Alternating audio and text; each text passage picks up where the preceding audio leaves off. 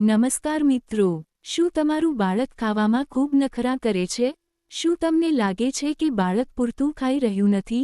શું તમે તેના પાછળ થાળી લઈને દોડો છો? ઘણા માતા-પિતા બાળકના પોષણ વિશે ચિંતિત રહે છે, પરંતુ ઘણી વખત અજાણતા કેટલીક ભૂલો બાળકોના સ્વાસ્થ્ય અને વૃદ્ધિ પર અસર કરે છે. આજે આપણે જાણીશું બાળકોના પોષણમાં થતી 10 સામાન્ય ભૂલો અને તેને કેવી રીતે ટાળી શકાય. ભૂલ નંબર 1, જબરદસ્તી ખવડાવવું.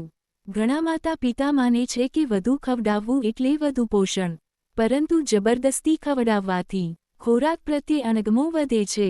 ખાવાનો સમય તણાવપૂર્ણ બને છે. બાળક પોતાની ભૂખ ઓળખવાનું બંધ કરી દે છે.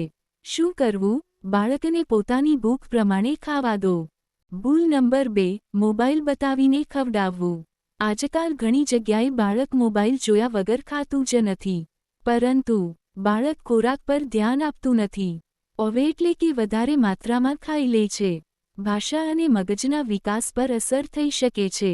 શું કરવું જોઈએ? પરિવાર સાથે બેસીને ખાવાની ટેવ પાડો, એટલે ફોન જોવાની ટેવ ભૂલાઈ જશે. ભૂલ નંબર 3, દૂધ પર વધારે આધાર રાખવો. ઘણા બાળકો દિવસભર દૂધ પીવે છે અને ખોરાક ઓછો લે છે.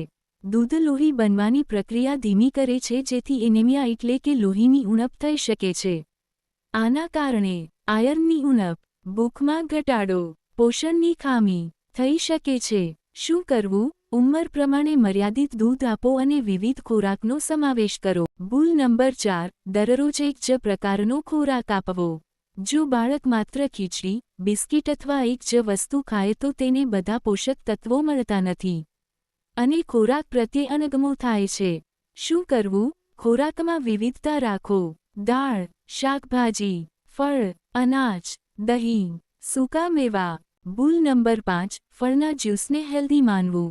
ઘણા લોકો માને છે કે જ્યુસ ફળ જેટલો જ સારો છે, પરંતુ જ્યુસમાં ફાઇબર ઓછું હોય છે, ખાંડનું પ્રમાણ વધારે હોય છે. શું કરવું? જ્યુસ કરતાં આખું ફળ આપવું વધુ સારું. ભૂલ નંબર 6, જંક ફૂડ વારંવાર આપવું. ચિપ્સ, ચોકલેટ, કોલ્ડ ડ્રિંક્સ અને પેકેટવાળા નાસ્તા બાળકોને ગમે છે, પરંતુ સ્થૂળતા, દાંતની સમસ્યા, પોષણની ખામી વધારી શકે છે. ભવિષ્યમાં ડાયાબિટીસ, હાઈ બીપી વગેરે ની શક્યતા વધી જાય છે. ભૂલ નંબર 7, બાળકની સરખામણી કરવી. પાડોશનું બાળક વધુ ખાય છે. દરેક બાળક અલગ હોય છે. બાળકની ભૂખ અને વૃદ્ધિમાં પણ ફરક હોઈ શકે છે. ક્યારેય સરખામણી કરવી નહીં. ભૂલ નંબર 8, આયર્ન અને પ્રોટીનનું મહત્વ ભૂલી જવું. બાળકના વિકાસ માટે આયર્ન અને પ્રોટીન ખૂબ જ જરૂરી છે.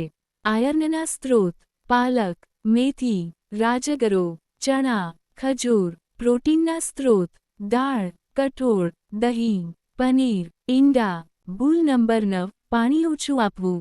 ઘણા માતા-પિતા ખોરાક પર ધ્યાન આપે છે, પરંતુ પાણીનું મહત્વ ભૂલી જાય છે.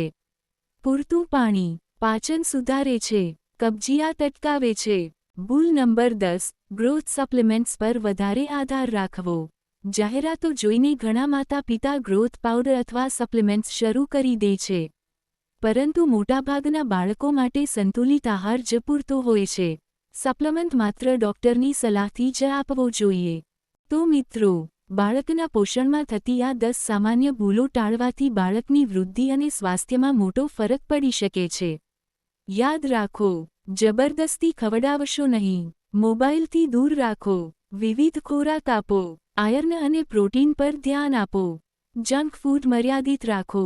જો તમને આ વિડિયો ઉપયોગી લાગ્યો હોય તો લાઇક કરો, શેર કરો અને ચેનલ સબસ્ક્રાઇબ કરો.